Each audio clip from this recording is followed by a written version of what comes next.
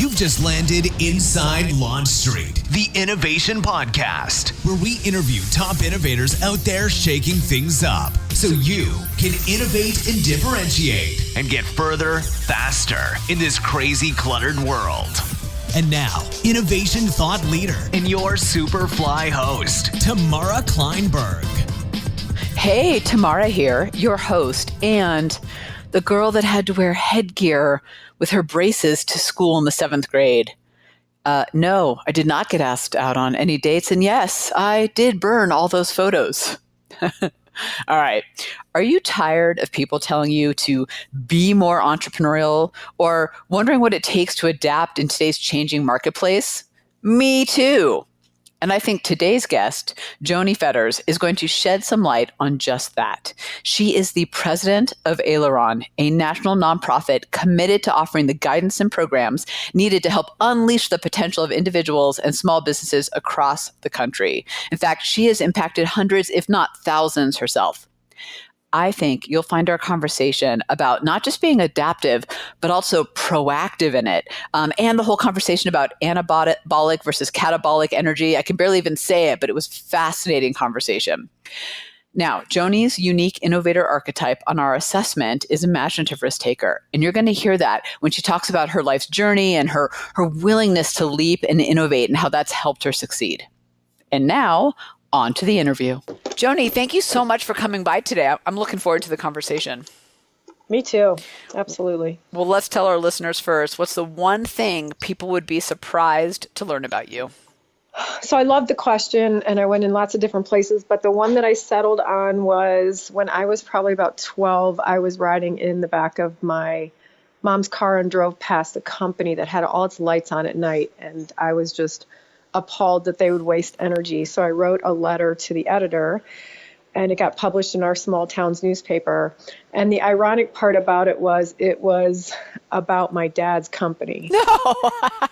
So he was the one in charge. And, oh my gosh. Yeah, it made for good conversation. Now, did your parents know that you were submitting that before you did it? Or how did it come back around? They're like, wait a minute, that's my company, honey. It just appeared in the paper. Oh my God.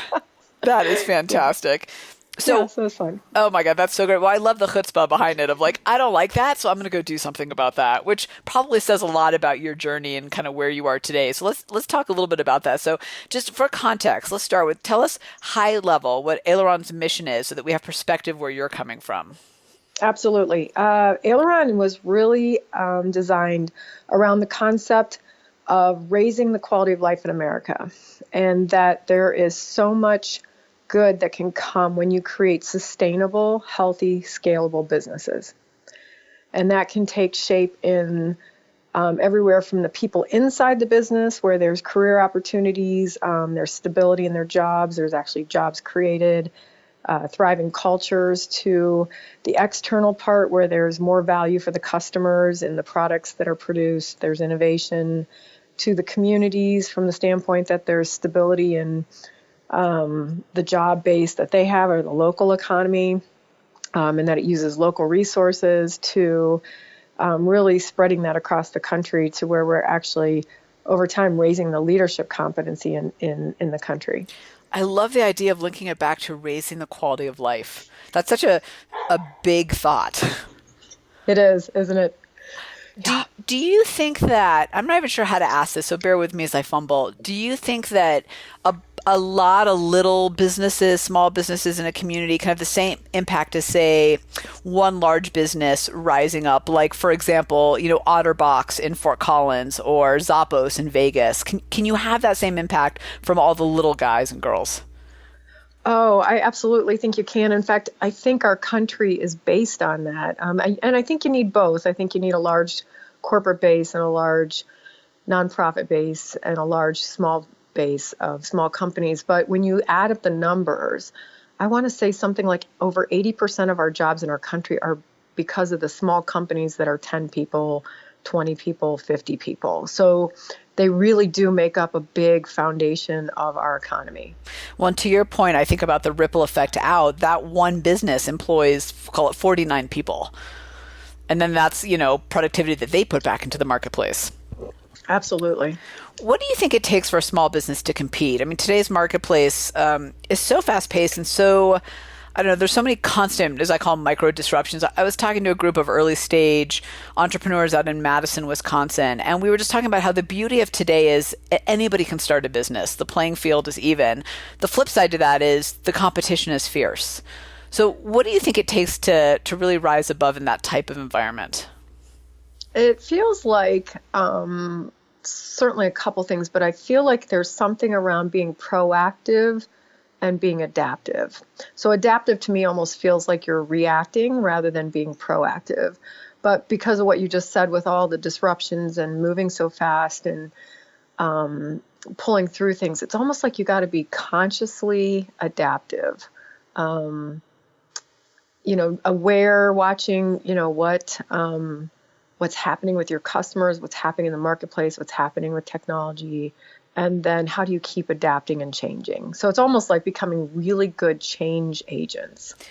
It seems like that is true on an individual level whether I work for somebody else or I'm the small business owner, or actually, frankly, if I work within a large company, it seems like that is true for our own success, isn't it? Do you feel that way, that we need to be, I love how you said proactively adaptive and taking that stance to life, I guess. Yeah. Oh, I think it's just as critical, if not more so, for the individual, like you're inferring. I even think about, 20 years ago, how business was conducted and how it's conducted today. And, people now have to be more collaborative. They work from different places, all over the place, working with different cultures and different types of people and different ages. And so I do think you have to continue to adapt how you lead, how you manage, how you relate with other people. Do you think it's a matter of being a change agent in the sense of going out there and making change happen, or is it a matter of leveraging the change that's happening anyway? I guess there's got to be a place for both, but it seems like the majority, especially with our business owners, it feels like it's more leveraging change, leveraging where people are going. It's almost like let the work inform you. So let the change inform you about where people want to go, rather than being, I think it's really expensive and to be that far out change person. Doesn't mean people can't do it, but the majority of us really have an opportunity to leverage that change. I don't want to be assumptive. What do you mean by you think it's expensive to be that far out change person? If you're going to really, really, really do something completely disruptive, and I mean something like cars that drive themselves, there's a huge investment, and not that there isn't a huge investment in innovating closer to the current time period, but the consumer's not ready to buy it yet. Oh, well so said. You have to go for a long time before you may have a big market for your innovation. Whereas there can be a lot of leveraging change today that's very innovative, that customers are ready to buy now or in the shorter term time period.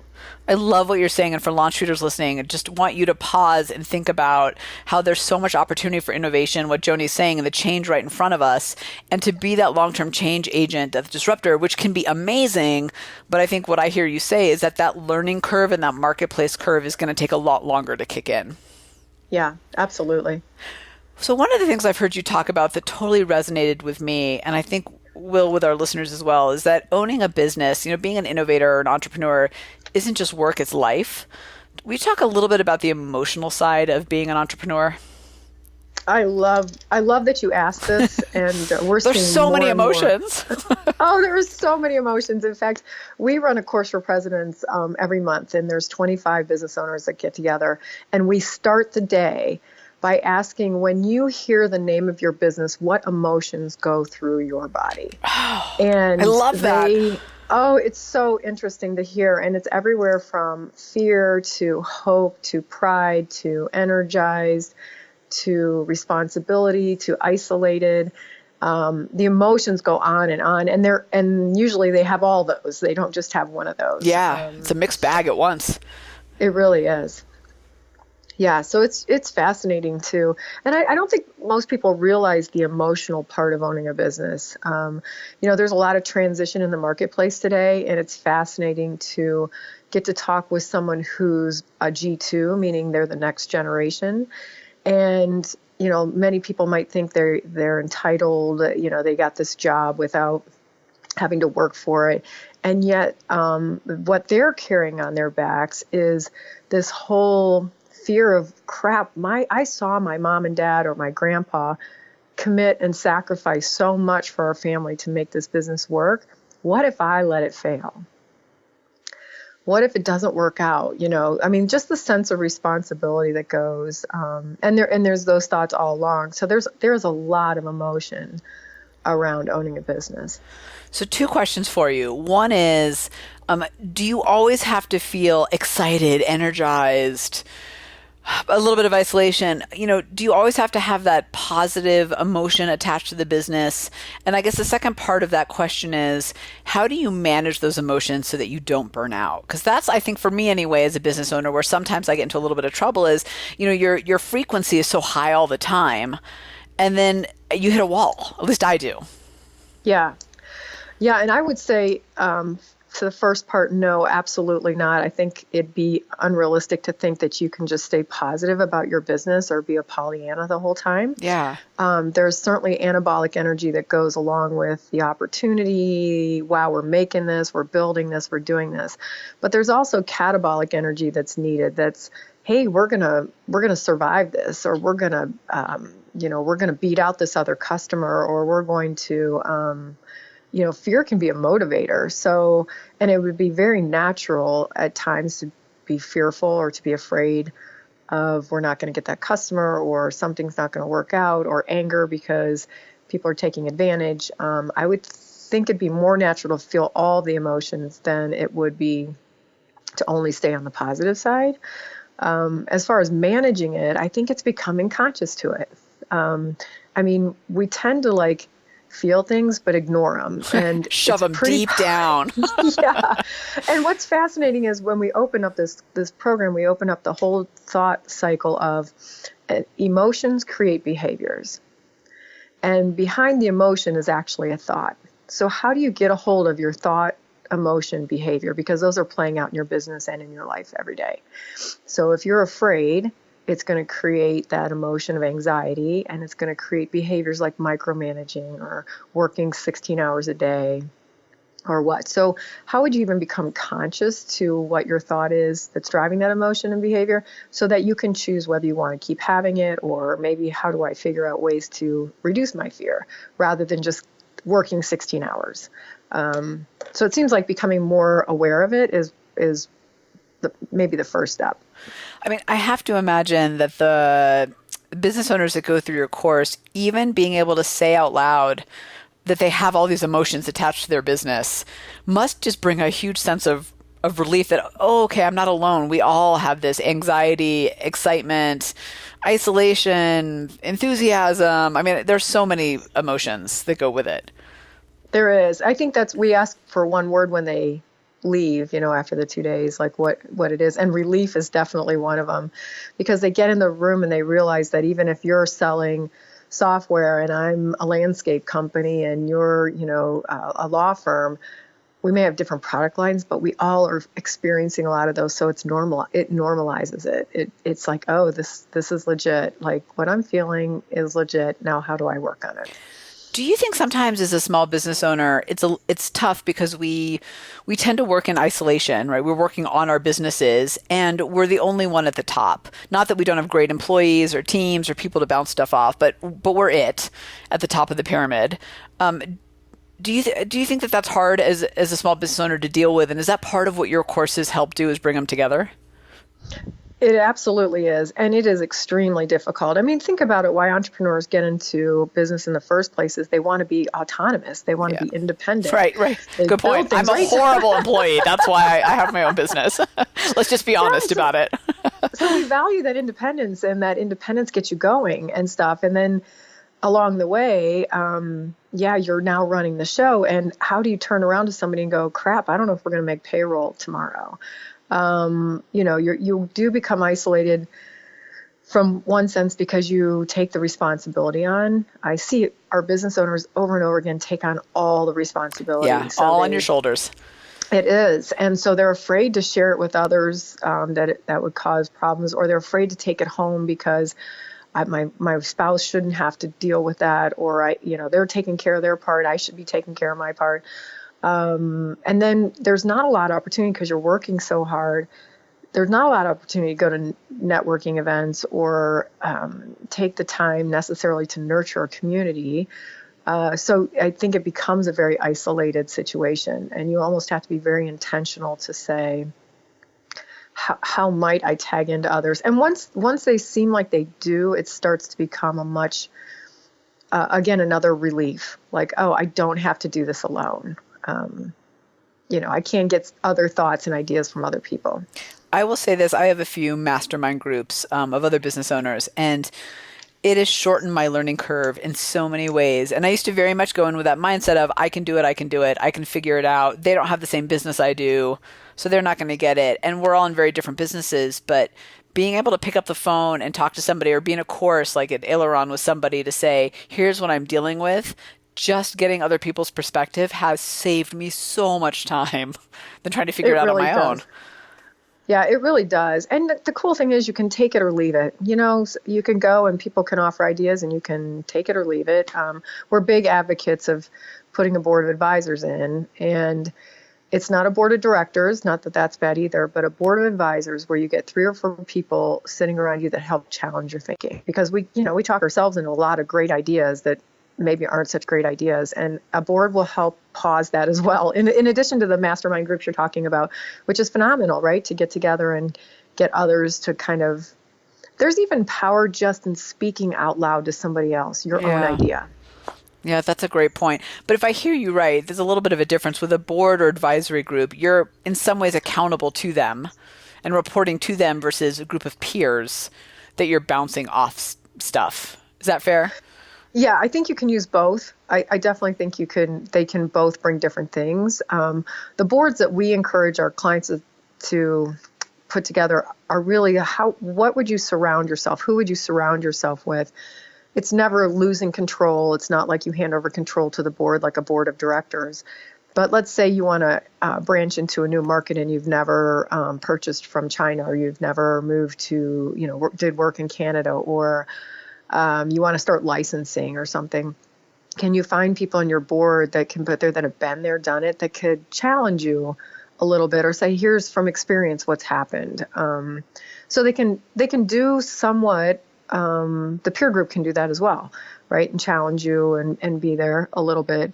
And they can hold you accountable. I think if you keep going to a board meeting and they keep saying, we're concerned about this, and you keep ignoring it, eventually they may not want to sit on your board. It's no fun to be there when someone never listens to you. That I've experienced too. Yeah. But I know my board doesn't give me mandates or things that we have to do. They just challenge our thinking and plant seeds. And then I get to choose whether we use them or not. I really like that way of thinking about it. And for LaunchStreeters listening, I would think about how to get a group of advisory board members, or even if it's an informal advisory board, to help hold you accountable and to do exactly what Joni's saying of, poke holes, give you ideas, and to what you're saying within your own context, right? You get to go back and say, this works for me, this doesn't work for me. I want to talk about the two sides to I'd say the entrepreneur coin, and one is the failure side and one is the success side. So let's start with the failure. Why do so many businesses fail? Is it really just a matter of lack of resources and money, or is it something else going on?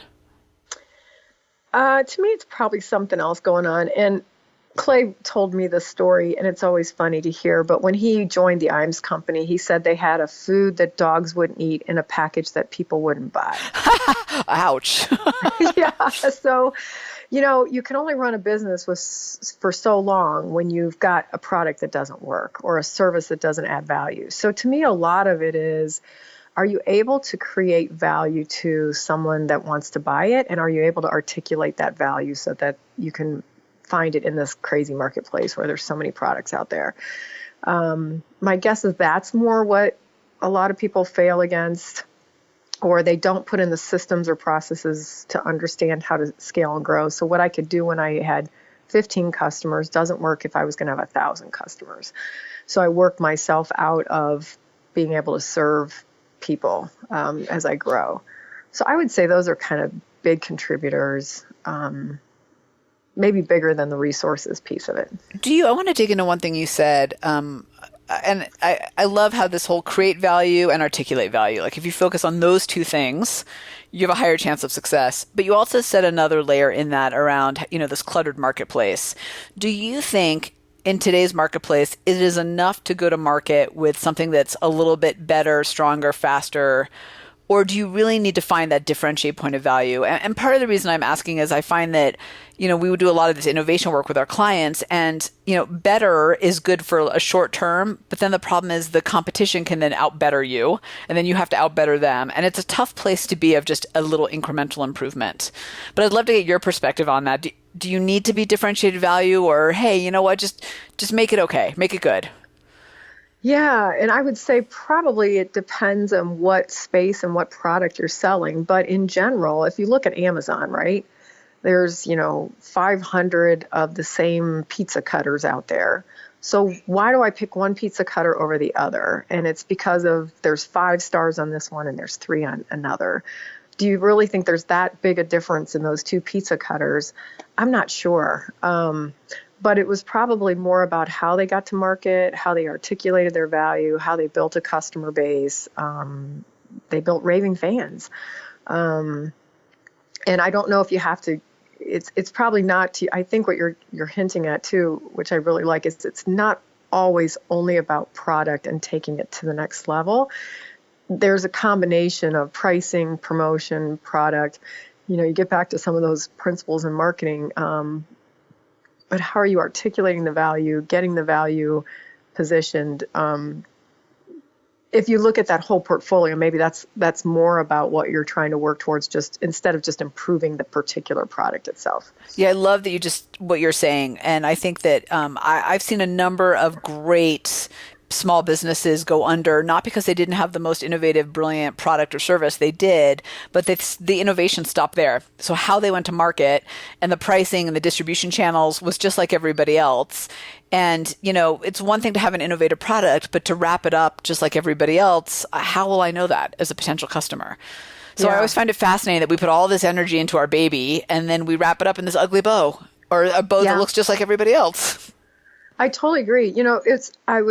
I don't know about you, but I've been trying out all these new grocery delivery systems, which I just absolutely all the time, love, right? Yeah. Yeah, and there's one that I started with, and I thought, oh, great, they're going to deliver or whatever, and they did, but their pricing model is what broke down. So the cool thing was it came from a store that I already bought from, but the way they charged was you went to a separate website and they had marked every piece of food up and said no charge. But now if I buy $150 worth of groceries, which is pretty easy to do, I'm paying 20% above what it is, versus Kroger I went to, and their whole thing is $5, flat $5. So it had nothing to do with the service. Right. It had everything to do with pricing.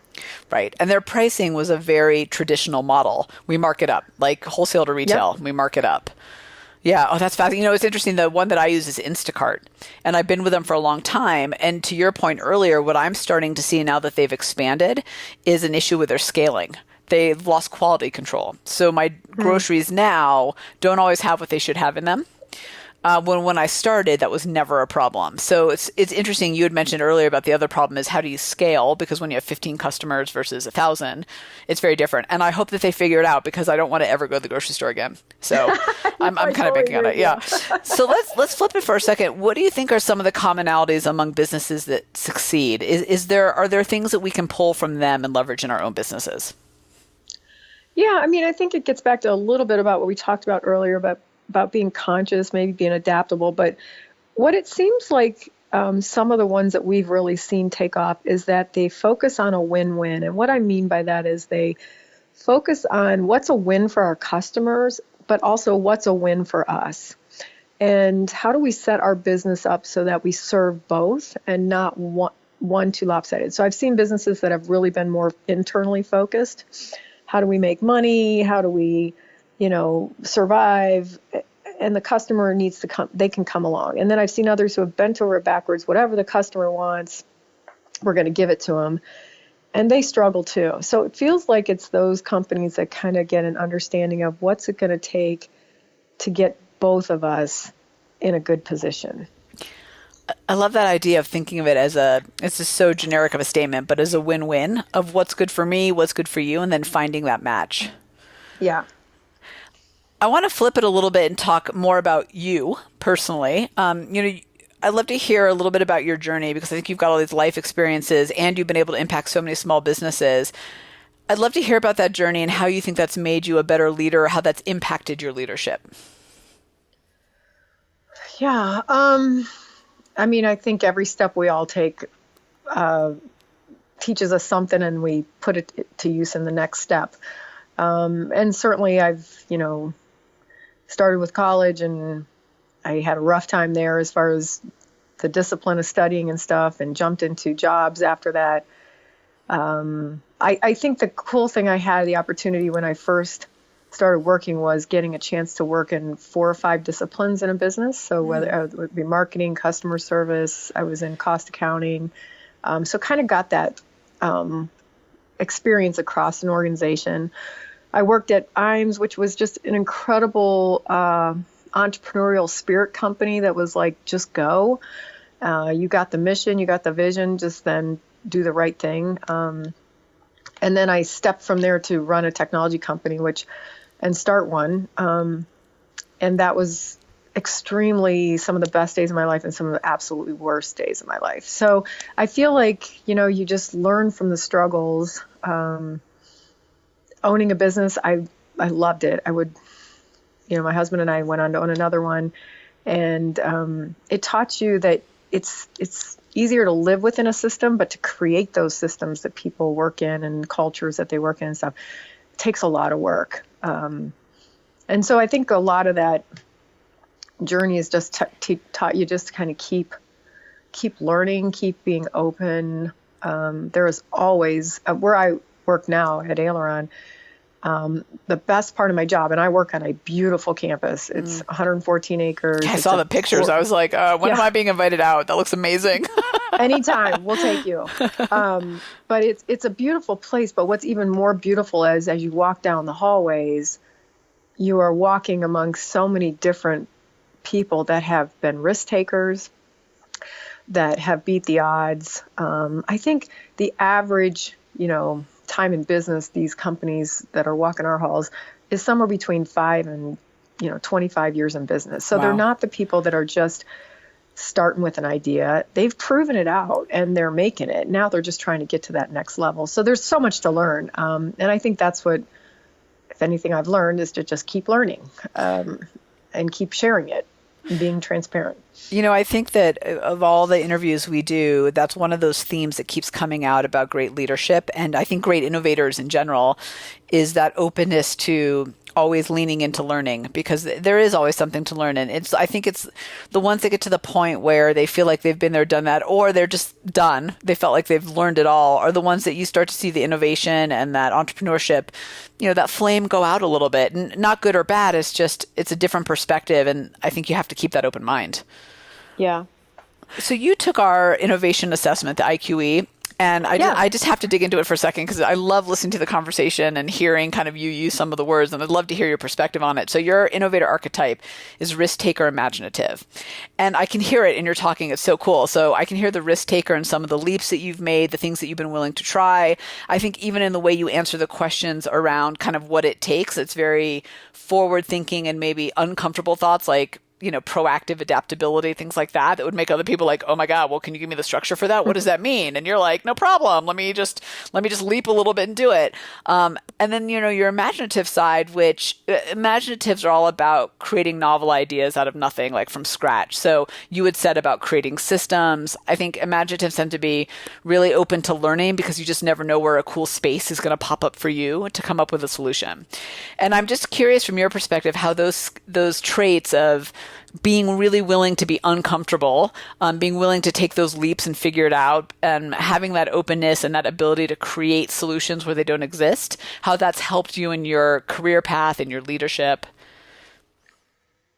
Yeah, and I love taking the quotient assessment. I thought that was really interesting. Oh, thanks. And I think from the risk taking, it's really, I think, been interesting to see how that's played out both professionally and personally. So professionally, yeah, I left a really good company to do a startup in a field I had no idea what I was doing. Right. You went from dog food to technology, right? To technology, yeah. And it was like, I had no business being there. From a personal side, I raised 3 kids as a working mom, and I can count on my hand 5 or 6 times where I went into my boss and said, I need a new structure to work from because now I have a kindergartner, or now I need to work from home, or, so, I think even starting at Aileron, I was the first full-time employee. It was like, where are we going to take this? So it's like you focus more forward on what you can do versus what you can't do, I think is what a risk taker, or what risk taking has meant to me. That is so well said too, about focusing on what you can do, not what you can't do. And I think people like risk taker imaginatives, people like you and what you're saying, are really great in those positions of, all right, we've got this thing started. Where do we go? And how do we get there? Because you can really see that vision. I think where other people can't necessarily, and you're willing to actually do what it takes, right? Take the risks to get there. Before I ask you the last question, let's just make sure we get in. Where can people go to connect and learn more about you and Aileron? Aileron.org. So AILERON.org. It's a nonprofit, and we're located in Ohio and serve the country. Do you think with your career, let me ask this differently. Looking back, have there been any moments where you thought that was the biggest mistake I made and wow, I'm so glad I did that? Yeah, I'd say plenty of them. And certainly owning a business was probably one of those experiences. I'm so glad I did it. There were times when I think I wish I wouldn't have done that. Probably in the moment where you were thinking that. Oh, yeah. Just the stress, and you've got your house on the line and you've got young kids, and, creating a culture was not, I didn't know what I was doing. Really, at the end of the day, I felt completely underqualified for the job that was required. And so, yeah, I think there were plenty of days it was like, I should have never done this. But I'm glad I did. I'm glad you did too, because now you're here at Aileron impacting all these other businesses, which we are all thankful for. And I think the work that you guys do is really important. And I think that as small business owners and entrepreneurs, we have some resources, but we don't have a lot, and we need to be reaching out to the ones that we have and really tapping them, ones like what you provide. I'm curious. So I've got a family member who has worked in corporate her entire life and is taking the leap to start her own business for a myriad of reasons, consulting firm. And I was having this conversation with her the other day, and my response to her comment of, I'm afraid, what if it doesn't work, was, one, hey, listen, now more than ever is the time to try. The economy is good. The technology makes it so any of us can get into business and be a business right away. Our resources, our access, you have the network, go for it. Worst case scenario, in a year, you decide you can't make it work and you go back and you find a job. So I'm just curious from your perspective, is that a fair assessment? I just kind of feel like, hey, if you want to do it, go do it, because frankly, there's no loyalty in companies anymore either. Everybody's bouncing around there too. I'm not sure people are going to hold it against you for taking the leap for a little while, whether it works or doesn't, and come back like maybe 10 years ago. Yeah, I totally agree with you. And it speaks to, I think, what a lot of people are trying to install in their cultures, and that's experimentation. So it's what you're speaking to is it's not an all or nothing, right? It's not that I have to stay in corporate or I have to move to entrepreneurial and never can go back. Decisions can be changed. So how might I set up an experiment for the next year that allows me to learn more and to play in this field and see at the end, do I like it? Is it working? Is it not working? And the experiment will help inform what the next step is. So first of all, I'm so glad I didn't give my family member bad advice, first of all. But secondly, I love the way you said that. That totally takes, for me anyway, a little bit of the fear out of it of, hey, we're just going to do this experiment. And the beauty is, I hope it works. But if it doesn't, I've now gained real world experience I can take back to any company I work for. And I'm all for people taking the leap and doing it. To me, it's kind of interesting. You see a lot of my clients in large companies have little side businesses. So it's not that they're not doing it, they're just sometimes doing it in a different way too. Yeah, absolutely. So the last question for you is, what top 3 pieces of advice would you give launch streeters out there trying to take their business or their ideas to the next level? I guess continue to become more of a conscious leader from your own perspective, becoming more aware of what you're really thinking. We ran a class yesterday, or a workshop yesterday, and it was helping people just write it. So many people said, wow, just writing down what I'm struggling with made a big difference. And so how do you take time to be a little bit more conscious about what you're doing and what you're thinking? To, keep an open mind and continue to learn, like you're alluding to. And I like experimentation. I feel like it really does. There's so many ways to experiment with anything, that you can set those up, and it just makes it, you just become more informed, and you lose less by creating kind of the next step in a little way. That is great advice. So for launch streeters out there, I want you to be conscious about it, and I want you to go out and experiment. I could not agree more with what Joni is saying about now's the time to do that, and that it adds value to you no matter what happens. So thank you so much for coming by. We will put a link to Aileron in the show notes too, because I think the work that you do and the resource that you provide to small businesses is absolutely incredible. So thank you. Thank you for having me. It was great. Good luck. I can't believe it's over already.